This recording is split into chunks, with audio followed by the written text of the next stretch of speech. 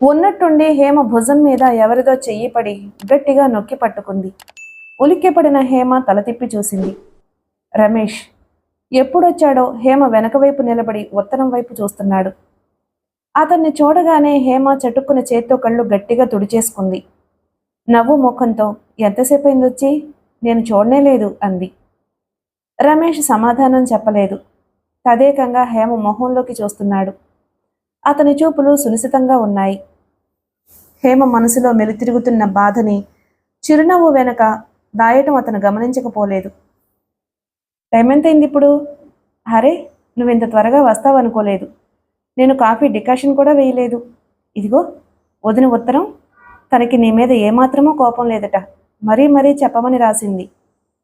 హేమ రమేష్ చూపుల్ని తప్పించుకుంటూ ఉత్తరం అతని చేతిలో పెట్టి పని నెపం మీద త్వరగా వంటింట్లోకి వెళ్ళిపోయింది. రమేష్ ఆ ఉత్తరం వెంటనే చదవలేదు. అతను చాలా చికాకుతో ఇంటికొచ్చాడు. హేమని పెళ్లి చేసుకున్న మర్నాడే ఫణిభూషణ్ రావు గారి బట్టల దుకాణంలో ఉద్యోగం మానేయాలనుకున్నాడు. కానీ కొత్త సంసారం అసలే డబ్బుకు ఇబ్బందిగా ఉంది. చేతిలో ఉన్న ఈ కాస్త ఆధారము వదులుకోవడం వివేకం కాదనిపించింది. అది చేస్తూ సాధ్యమైనంత త్వరలో ఇంకో ప్రయత్నం చేసుకోవడానికి నిశ్చయించుకున్నాడు. హేమను ఇంటికి తెచ్చుకున్న మర్నాడే అతను తన పెళ్లికి సాక్షి సంతకం పెట్టిన టైలర్ రామదాసు ద్వారా ఒక తెలిసిన షరాబు దగ్గర 100కి 10 రూపాయలు వడ్డీ చొప్పున 500 రూపాయలు అప్పు తీసుకున్నాడు.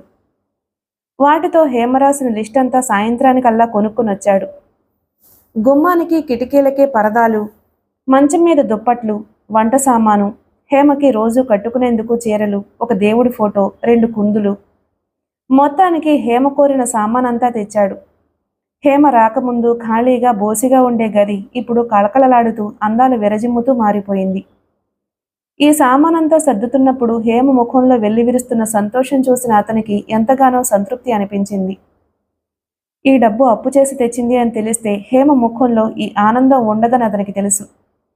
నెల తిరిగేసరికి అసలివ్వకపోయినా వడ్డీ అక్కడ పెట్టి తీరాలి అని షరాబు ఖచ్చితంగా చెప్పాడు. హేమని పెళ్లి చేసుకున్న మర్నాడే ఊర్లో ఉన్న సుందరానికి నేను పెళ్లి చేసుకున్నాను. వేరే గది కోసం చూస్తున్నాను. గది దొరికిందని నేను టెలిగ్రామ్ ఇచ్చే వరకు నువ్వు రావద్దు. నా మాట వినకుండా వచ్చావంటే బజార్లో నిలబడవలసి వస్తుంది. ఆ పైన నీ ఇష్టం. నాకు శుభాకాంక్షలు పంపడం మర్చిపోకు అంటూ సుందరాన్ని బెదిరిస్తూ ఉత్తరం రాశాడు. సుందరం శుభాకాంక్షలు పంపుతూ వారం రోజులు లీవ్ పొడిగించాడు. అతని దగ్గర నుంచి మళ్ళీ ఉత్తరం వచ్చింది.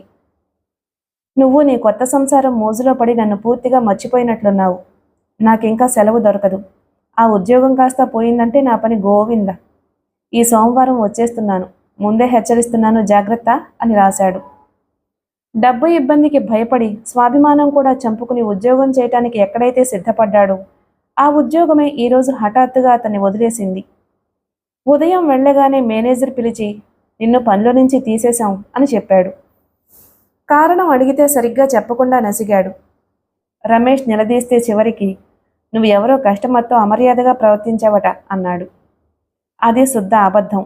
ఆ షాప్కి వచ్చే కస్టమర్స్ అంతా అతన్ని చాలా ఇష్టపడతారు. అందరితోనూ అతను చాలా మర్యాదగా వ్యవహరిస్తాడు. రమేష్ ఆ కస్టమర్ ఎవరో చెప్పమని ఆరా తీశాడు. మేనేజర్ చెప్పలేదు. ఇద్దరి మధ్య మాట పెరిగింది. మేనేజర్ చివరికి విసుగ్గా నాకు తెలీదు, వెళ్ళి ఫణిభూషణ్ రావు గారిని అడుగు. నిన్ను పనిలోంచి తీసేయమని చెప్పారు, మేము తీసేశాం అంతే. ఈ షాపు ఆయింది. నువ్వు ఇదేదైనా తేల్చుకోదలుచుకుంటే వెళ్ళి ఆయన దగ్గరే తేల్చుకో. రమేష్ ఆయనతో ముఖాముఖి తేల్చుకోవడానికే నిశ్చయించుకున్నాడు. కానీ ఆయన దొరకలేదు. ఇంటికి ఫోన్ చేస్తే ఆయన ఉదయం బెంగళూరు వెళ్లారని 4 రోజుల తర్వాతగానే రారని పిఏ చెప్పాడు. ఏం చెయ్యలేని నిస్సహాయ స్థితిలో మండే గుండెలతో రమేష్ ఇంటికొచ్చాడు. కష్టమో నిష్ఠూరమో పెళ్లైన మర్నాడే ఆ ఉద్యోగం మానేయనందుకు తన మీద తనకే చాలా కోపంగా ఉంది. ఎండలో నడిచి రావడం వల్ల ఒక్కపోసినట్లుగా ఉండడంతో షర్టు విప్పి స్టాండ్ మీద పడేసి వచ్చి మంచం మీద కూర్చున్నాడు. మంచం పక్కనే కిటికీ ఉంది. అందులో నుంచి రివ్వున వేస్తున్న సాయంత్రపు చల్లగాలి హాయిగా సేద తీరుస్తున్నట్లుగా ఉంది. మోచేతి మీద దిండు మీదకు వాలి రంగనాయకి రాసిన ఉత్తరం తీసి మొదటి నుంచి చదవడం ప్రారంభించాడు. పూర్తి చేసి తరువాత ఉత్తరంలో అక్కడక్కడ మళ్లీ చదివాడు. 2-3 రోజుల్లో మేము ఈ ఊరు నుంచి వెళ్ళిపోతున్నాం అన్న వాక్యాలు అతన్ని గాయపరిచాయి. శేషగిరి పడుతున్న అసలు బాధ ఏమిటో అతనికి అర్థమైంది. లక్షలకి వారసుడైన సుధాకర్కి చెల్లెల్నిచ్చి పెళ్లి చేసి తన తాహతు పెంచుకోవాలి అని ఆశించాడు. సుధాకర్తో పోలిస్తే తను ఒక అనామకుడు. హేమ పెళ్లి విషయంలో సుధాకర్ ప్రస్తావన లేకుండా ఉంటే శేషగిరి ఇంతగా ద్వేషించేవాడు కాదేమో. సుధాకర్ని తనని ఒక త్రాసులో తూచి నువ్వు తెలివైన వాడివి అని ఈసడిస్తున్న వాళ్ల పద్ధతికి అతని మనసు రోషాభిమానాలతో కరకరమంటోంది. తన హృదయాన్ని రంపపుకోత కోస్తున్న ఆ వాక్యాల్ని చదివి చాలాసేపు సుదీర్ఘమైన ఆలోచనలో మునిగిపోయిన అతను మళ్లీ ఉత్తరం తెరిచి రంగనాయకి ఉత్తరం చిట్టచివరిగా రాసిన పేరాని 1కి 4 సార్లు చదువుకున్నాడు. రంగనాయకి నేను మనసారా ఆశీర్వదిస్తున్నాను అంటూ రాసిన ఆ వాక్యాలు అతని మనసులో చెరగని ముద్రగా చిత్రితమయ్యాయి. ఉత్తరం చదవడం పూర్తి చేసి దాన్ని మడత విప్పుతూ పెడుతూ కూర్చున్నాడు. ఇంతలో హేమ వేడివేడిగా పొగలకక్కుతున్న కాఫీ తెచ్చింది. కాఫీ కప్పు చేతపట్టుకుని వంటింటి గుమ్మం దాటుతూ ఉండగానే ఉత్తరం చేతపట్టుకుని సీరియస్గా ఉన్న ముఖంతో దీర్ఘాలోచనలో పడ్డట్టు కూర్చున్న అతన్ని రెప్పపాటుగా చూసింది. ఆ ఉత్తరం చదివేటప్పుడు తను తలుపులు వేసుకోనందుకు, అతనికి అది వచ్చినట్లు తెలియకుండా జాగ్రత్త పడనందుకు మనసులో తనను తానే తిట్టుకుంది. హేమ తన చిలిపి మాటలతో అతని బాధను ఎగరగొట్టడానికి ప్రయత్నించింది. దగ్గరకొచ్చి కాఫీ కప్ అందిస్తూ దొరగారికి సాయంత్రం అన్నంలోకి ఏం చేయాలో సెలవిస్తారా అంది నవ్వుతూ. హేమని చూడగానే రమేష్ ముఖంలో గాంభీర్యం ఊదేసినట్లు ఎగిరిపోయింది.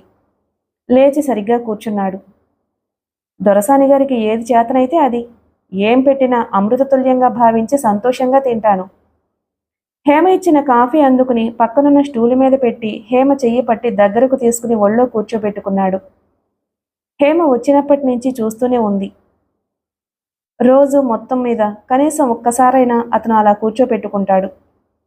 మొదటి రోజున హేమ కూర్చోలేదు, సిగ్గుపడింది. మొహమాటంతో అతన్ని వదిలించుకుంది. లేచి వెళ్ళిపోయింది. కానీ తర్వాత అలవాటైపోయింది. ఇప్పుడు ఏదైనా మాట్లాడవలసి వస్తే అలా ఒళ్ళో కూర్చునే చెప్పాలనిపిస్తుంది. ఆ కూర్చోవడంలో అతని దగ్గర ఒక రకమైన స్వతంత్రం, అందులో ఆనందం పొందుతున్నట్లుగా అనిపిస్తుంది. సరే అయితే రోజు నల్లగా బొగ్గులా మార్చిన రొట్టెలు పెడుతూ ఉంటాను. అప్పుడు దొరగారి సంతోషం ఏమవుతుందో చూస్తాను. నా సంతోషం సంగతి సరే గాని నీ విషయం చెప్పు. నువ్వు నిజంగా సంతోషంగానే ఉన్నావా? ఆ అనుమానం ఇప్పుడెందుకు వచ్చింది? ఎందుకో వచ్చింది, సమాధానం చెప్పు. సంతోషంగా లేక ఇప్పుడు నాకేం తక్కువైంది? నిజంగానేనా? నిజంగా నిజంగా నిజంగా సరేనా? నువ్వు మనస్ఫూర్తిగా చెబుతున్నావా అని. ఏది మళ్ళీ వినని? రమేష్ తల వంచి హేమ గుండెకు చెవానించాడు.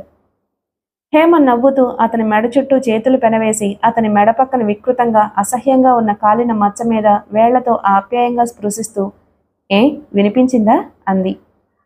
ఆ కానీ నువ్వు చెప్పింది మాత్రం కాదు అన్నాడు అతను. నిజంగా? హేమ ఆశ్చర్యం నటించింది. నిజంగానే. నువ్వు సంతోషంగా ఉన్నది నిజమే, కానీ నా మూలంగా కాదట. మీ అన్నయ్య నిన్ను సుధాకర్కిచ్చి పెళ్లి చేసి అప్పుల పాలు కానందుకట. చిపో. హేమ చిరుకోపంతో రమేష్ భుజాలు పట్టి వెనక్కి తోసింది. కానీ రమేష్ హేమ జబ్బలు పట్టుకుని వదలకపోవడంతో అతడు వెనక్కి వాలడంతో తను కూడా వెళ్ళి అతని గుండెల మీద పడింది. హేమ లేవబోయింది. రమేష్ నవ్వుతూ హేమను చేతుల మధ్య బంధించాడు.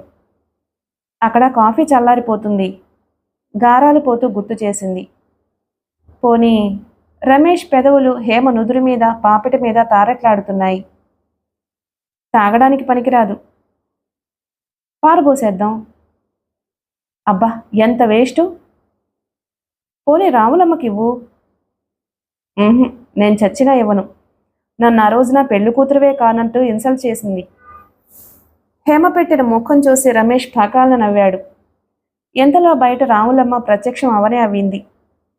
అమ్మగారు నీళ్ళొచ్చాయా? గిన్నెలేస్తారా? 4 రోజుల క్రితం ఉదయం అలవాటు చొప్పున సరాసరి ఇంట్లోకి రాబోయిన రాములమ్మ కాఫీ తాగుతూ రమేష్ ఒళ్ళో కూర్చుని ఉన్న హేమను చూసి తుళ్ళిపడి వచ్చినంత వేగంగాను వెనక్కి వెళ్ళిపోయింది. అప్పటి నుంచి లోపలికొచ్చే ముందు ఏదో ఒక కేక పెట్టి మరీ వస్తుంది. రాములమ్మ కేక వినగానే రమేష్ హేమను అయిష్టంగా వదల్లేనట్లుగా వదిలి పక్కనున్న కాఫీ కప్పు తీసుకున్నాడు. ఆ రాత్రంతా భోజనాల దగ్గర 15 రోజులుగా తన మనసుని చెదపురుగులా తొలిచేస్తున్న బాధని రమేష్ బయట పెట్టేశాడు. హేమ, సుధాకర్కి నీకు బాగా పరిచయం ఉందా అని అడిగాడు. బాగా అంటే? అన్నం తింటున్న హేమ తలెత్తుతూ అడిగింది. బాగా అంటే పెళ్లి ప్రసక్తి తెచ్చేటంత. చిపో, అంటే నీ ఉద్దేశం నేను పరిచయం అయిన వాళ్ళందరినీ నిన్నడిగినట్లుగానే పెళ్లి చేసుకోమని అడుగుంటాననా? హేమ కళ్ళల్లో రోషం ప్రతిఫలించింది. నా ఉద్దేశం అది కాదు. అతనితో నీకు కనీసం ఏ కాస్త పరిచయం అయినా ఉండాలి కదా. లేకపోతే వీధిని పోయే ఏ పిల్లనో చూసి పెళ్లి చేసుకుంటాను అని అనరు కదా ఎవరూను. నీ మాటలేమిటో నాకు అర్థం కావడం లేదు బాబు. సుధాకర్ నాకు తెలుసు.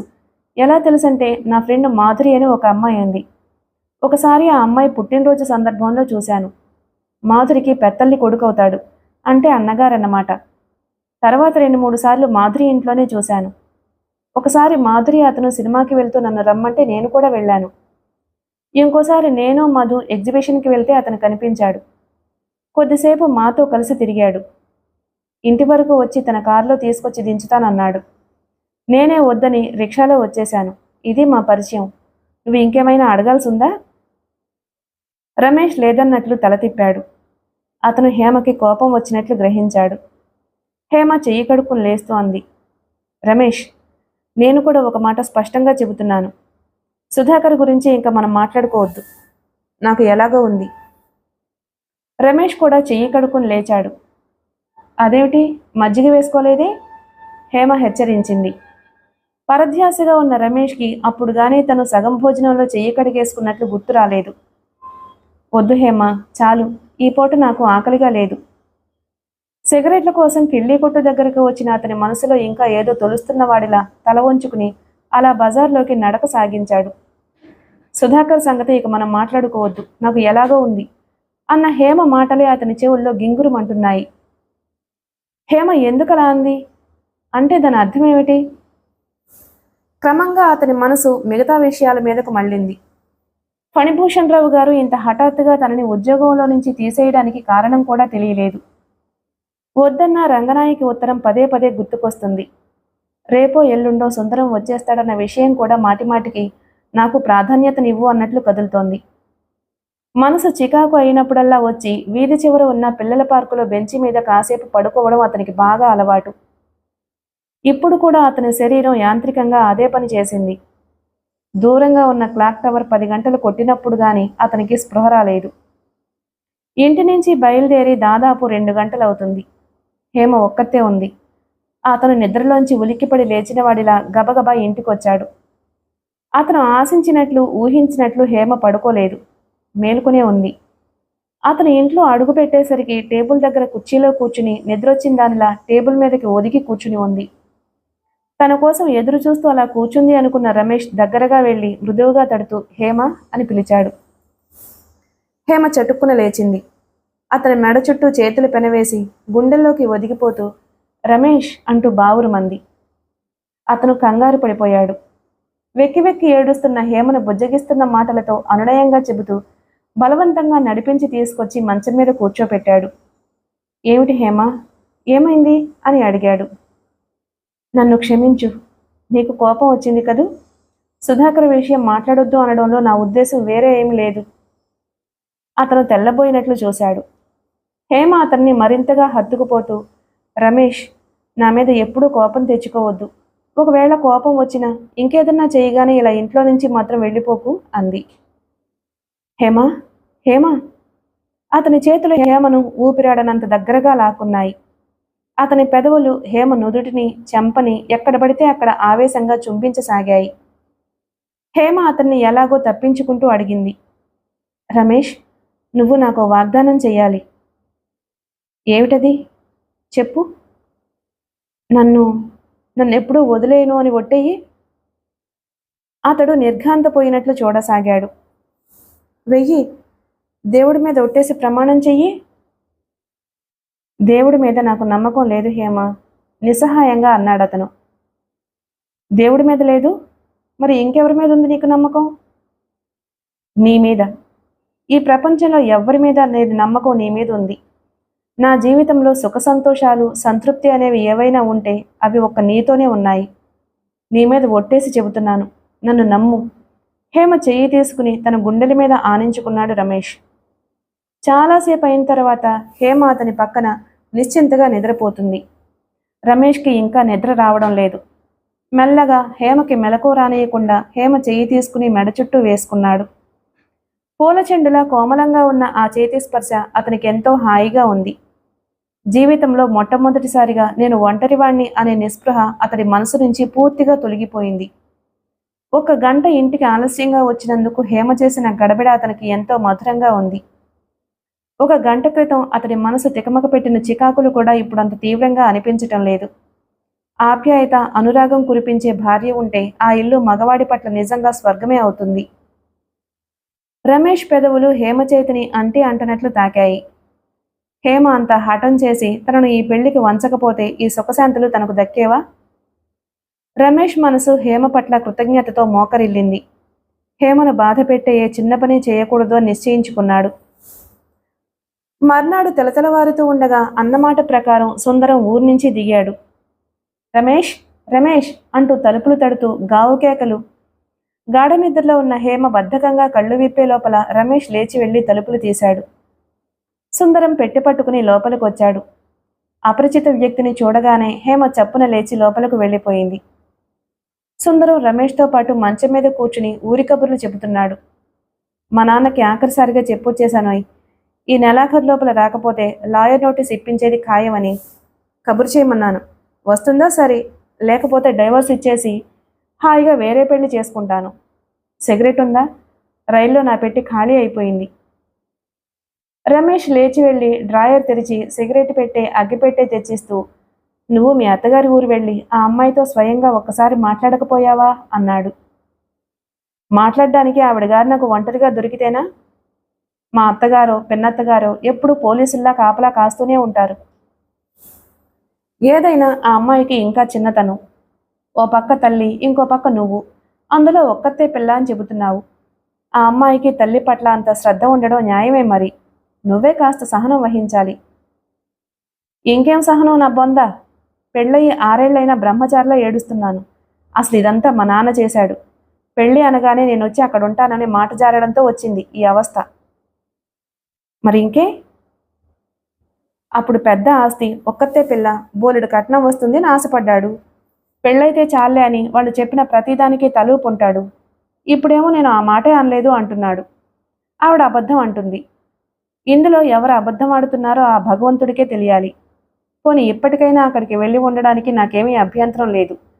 కానీ ఉన్న ఉద్యోగం వదిలేసుకుని అక్కడికి వెళ్ళావంటే నిన్ను చవట కింద చూస్తారు అంటాడు మా నాన్న. నాకు కూడా అది నిజమే అనిపిస్తుంది.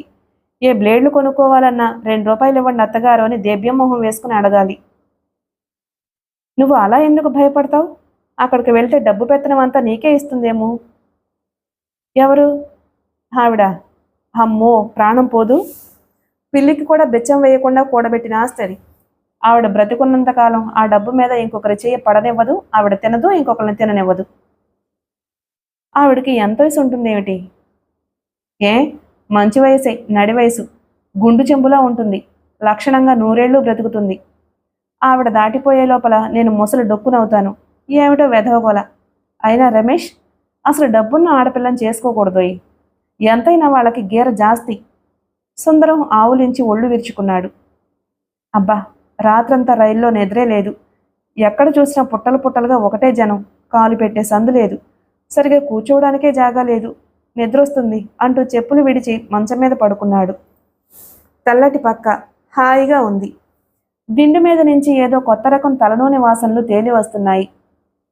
అతను ఆ గదిలో అడుగు పెట్టగానే హేమ మంచం మించి దిగి లోపలికి వెళ్ళిపోవడం చూశాడు. నాకంటే రమేష్ నయం, ఆ అదృష్టవంతుడు. ఇట్టే పెళ్లి చేసుకుని అట్టే కాపురానికి తెచ్చుకున్నాడు అనుకున్నాడు. మరో 5 నిమిషాల్లో సుందరం ఇల్లు ఎగిరిపోయేలా గుర్రు పెట్టసాగాడు. సుందరం నిద్రపోయిన తరువాత రమేష్ లోపలికి వచ్చేసరికి హేమ అక్కడ కాఫీ కలిపే ప్రయత్నంలో ఉంది. రమేష్ కాఫీ తాగుతూ హేమకి సుందరం భార్య గురించి చెప్పసాగాడు. సుందరం స్థితి చాలా సామాన్యమైంది. చాలామంది పిల్లలున్న కుటుంబం. బాగా కట్నం వస్తుందన్న ఆశతో ఒక్కతే పిల్లాని చేసుకున్నారు. పెళ్లి చాలా వైభవంగా, చాలా ఖర్చు పెట్టి చేశారు. పెళ్ళైన తరువాత సుందరాన్ని ఇల్లరికం రమ్మనమని అత్తగారు, ఆ పాట మేము అసలే అనలేదని వీళ్ళు తగాదా పడ్డారు. మాట పట్టింపు వచ్చింది. ఇరుపక్షాల వాళ్ళు భీష్మించుకుని కూర్చున్నారు. ఇప్పుడు కోర్టులకు వెళ్లే వరకు వచ్చింది. ఎవ్వరూ రాజీ పడరు. మా సంగతి మేం చూసుకుంటాం, మీరు నోరు మూసుకోండి అని సుందరం అనగలడు. కానీ ఆ అమ్మాయి ఇతనికి కలిసి రాదు. పిల్ల బావుంటుంది, బోలెడంత ఆస్తి. అందుకని సుందరానికి కూడా ఆ అమ్మాయిని వదులుకోవడం ఇష్టం లేదు. ఇది తెగదు, ముడిపడదు. సంవత్సరాలు దొర్లిపోతున్నాయి. అందుకే హేమ, పెళ్లి విషయం పెద్దవాళ్ల ప్రమేయం ఉన్నా ఏం చేయాలా అన్న నిశ్చయం, స్వతంత్రం చిన్నవాళ్లే అట్టిపెట్టుకోవాలి. మరి డైవోర్స్ అంటున్నాడేమిటి?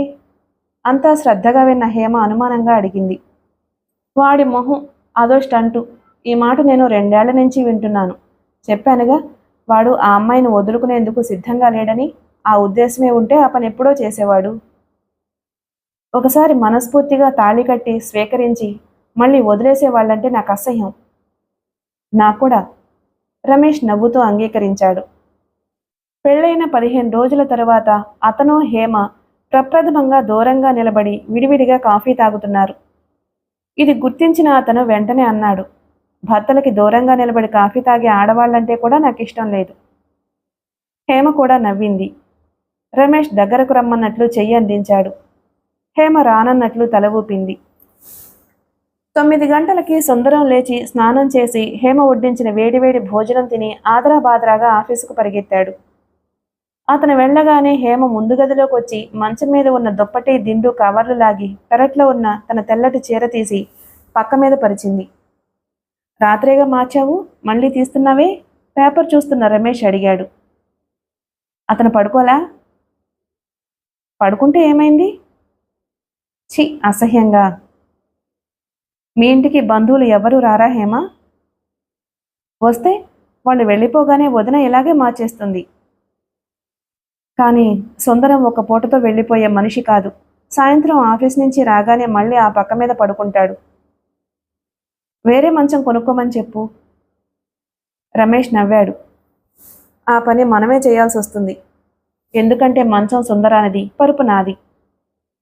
పక్క సర్దుతున్న హేమ క్షణం ఆగింది. ఆ వెంటనే పరుపు చుట్టేసి ఎత్తి గదిలో ఓ మూలగా పెట్టేస్తూ, రాత్రి నుంచి మనం కింద పడుకుందాం అంది.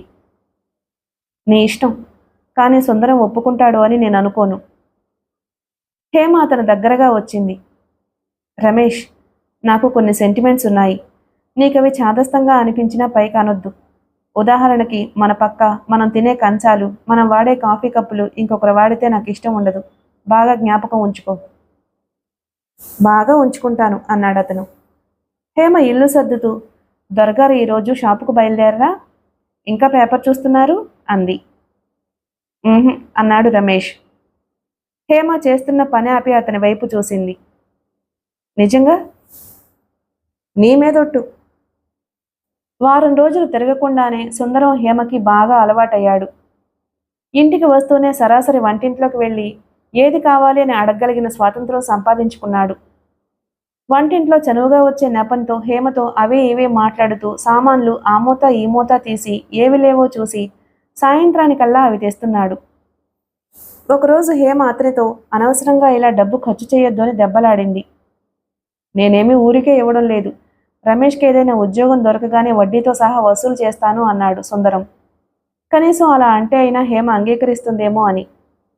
ఆ విధంగా సుందరం ద్వారా రమేష్ ఉద్యోగం పోయింది అని తెలుసుకున్న హేమ నిర్ఘాంతపోయింది. ఇదేమిటి, మీకు తెలియదా? అయితే చచ్చానన్నమాటే. రమేష్ నన్ను చంపేస్తాడు. సుందరం కంగారుగా అవతలకు వెళ్ళిపోయాడు. ఆ సాయంత్రం రమేష్ ఇంటికొచ్చేసరికి హేమ ఎక్కడి పని అక్కడ వదిలేసి కుర్చీలో చెంపకి చెయ్యానించుకుని ఉదాసీనంగా కూర్చుని ఉంది.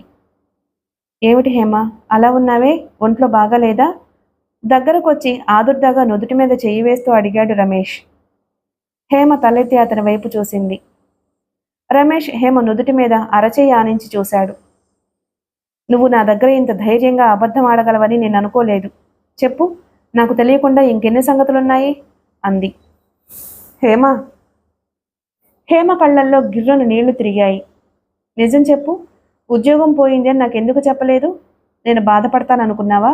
ఏడుస్తాననుకున్నావా? లేక నిన్ను తక్కువగా చూస్తాననుకున్నావా? చెప్పు, చెప్పేసేయ్.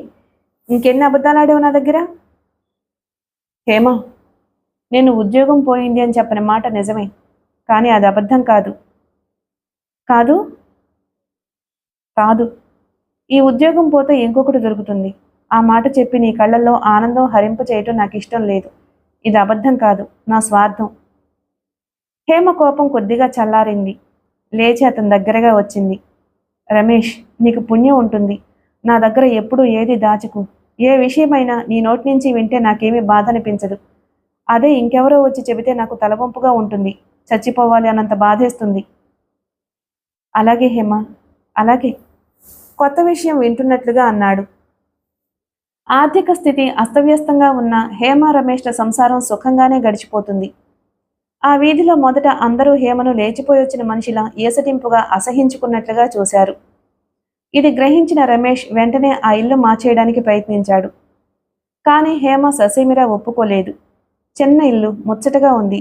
ఇంటి వాళ్లతో పేచీ లేదు. ముఖ్యంగా గాలి వెలుతురు ధారాళంగా వస్తాయి. నీళ్లకు ఇబ్బంది లేదు. ఎవరో ఏదో అనుకుంటే మనకేమిటి నష్టం? కొద్ది రోజులు పోతే వాళ్లే తెలుసుకుంటారు. అసలు తెలుసుకోకపోయినా పర్వాలేదు అంటూ మొండిపట్టు పట్టింది. హేమ అన్నమాటే నిజమైంది. మొదట్లో హేమ పలకరిస్తే ముఖాలు తిప్పుకుపోయే ఇరుగు పొరుగు తమ పిల్లలు ఎవరైనా హేమతో మాట్లాడుతుంటే ఒక్క కసురు కసిరి ఇళ్లలోకి లాక్కుపోయేవారు. క్రమంగా హేమ చాలా మర్యాదస్తుడైన శేషగిరి చెల్లెలు అని, రమేష్ని పెళ్లి చేసుకుని భార్యగా వచ్చిందని తెలుసుకుని కాస్తగా గౌరవించసాగారు. రమేష్ ఉద్యోగం కోసం ఎక్కే గడప దిగే గడప అవుతుంది. కానీ ప్రయోజనం కనిపించటం లేదు. హేమతో అతని వివాహోదంతం నలుగురిలో పాకటంతో అతనికి ట్యూషన్లు కూడా దొరకలేదు. హేమకి రంగనాయకి ఇచ్చిన క్రమశిక్షణ ఊరికే పోలేదు. అవతలి వారు ఎలాంటి వారైనా దృఢచిత్తంతో, మాటల సౌమ్యతతో, మంచితనంతో, మంచి ప్రవర్తనతో, నిండుతనంతో అందరి మెప్పు సంపాదించుకోవడం ప్రారంభించింది. మొదట ఎదురింటి అమ్మాయికి అల్లిక నేర్పడంతో ప్రారంభమైన పరిచయం అక్కడికొచ్చి ఒకళ్ళిద్దరు ఆడవాళ్లతో వృద్ధి చెంది మెల్లగా ఆ వీధంతా హేమని తమలో ఒకరిగా భావించి వాళ్ల కష్టసుఖాలు చెప్పుకునే వరకు వచ్చారు. హేమ ఎదురింటి అరవావిడ రికమెండేషన్తో ముందు ఇంటికొచ్చి కటింగ్స్ నేర్పే ట్యూషన్లు 2-3 సంపాదించుకుంది. తర్వాత క్లబ్లో అల్లికలు, రంగుదారాల కుట్లు, టైలరింగ్ క్లాసెస్ చెప్పసాగింది. ఇవి కాకుండా 5-6 చిన్నపిల్లలకి ట్యూషన్ చెప్పడానికి కూడా ఒప్పుకుంది. అంతా కలిపి ఒకచోట పెద్ద మొత్తంగా వచ్చే సంపాదన కాకపోయినా చిల్లర కొట్టుల రోజువారీ ఖర్చులకి ఇబ్బంది లేకుండా రావడం ప్రారంభించింది. 2 నెలలు గడిచాయి. హేమ సంసారంలో బాగా స్థిరపడింది. హేమకి వచ్చే డబ్బుతో సుందరం అడపాదడప వద్దన్నా చేసే సాయంతో ఇంట్లో ఎలాంటి ఇబ్బంది లేకుండా జరిగిపోతున్న మాట వాస్తవమే. కానీ రమేష్కి మాత్రం బొత్తిగా మనశ్శాంతి లేకుండా ఉంది. అతనికి అసలు జీవితంలో నేను మళ్ళీ కానీ సంపాదించగలనా అన్న వేదనగా ఉంది. హేమ టైం ప్రకారం పరుగులెత్తుతూ ఊపిరి పీల్చడానికి కూడా తీరిక లేనట్లు హడావిడి పడుతుంటే రమేష్కి పొద్దు గడవడమే కష్టంగా ఉంటుంది. కొత్తగా పెళ్లైన వధూవరులు భర్తకి పని లేదు, భార్యకి క్షణం తీరుబడి లేదు. రమేష్కి ఇరుగు పరుగు మగవాళ్లు తన మీద విసురుతున్న వ్యంగ్యోక్తులు చెవిన పడుతూనే ఉన్నాయి. ఒకసారి అతను కిళ్ళీ షాపు దగ్గర సిగరెట్లు కొనుక్కుని వస్తున్నాడు. వెనక నుంచి అతనికేమిట్రా అదృష్టవంతుడు, భార్య సంపాదించి తెచ్చిపోస్తుంది, దర్జాగా అనుభవిస్తున్నాడు, మన భార్యలో ఉన్నారు ఎందుకు తిండిదండగా అని ఒకడు హేళనగా అనడం, వెంటనే మరో అతను ఛీ అది కూడా ఒక అదృష్టమేనా, సిగ్గు లేకపోతే సరి అని ఏసడించడం రమేష్కి స్పష్టంగా వినిపించింది. అతని మొహంలోకి ఒక్కసారి వేడి రక్తం సర్రున దూసుకొచ్చింది. గిరుక్కున వెనక్కి తిరిగి అన్నవాడిని షర్టు పట్టుకుని లాగి లెంపకాయ కొట్టాలని ఎంతగానో అనిపించింది. కానీ ఎలాగో నిగ్రహించుకుని ఇంటికొచ్చేశాడు.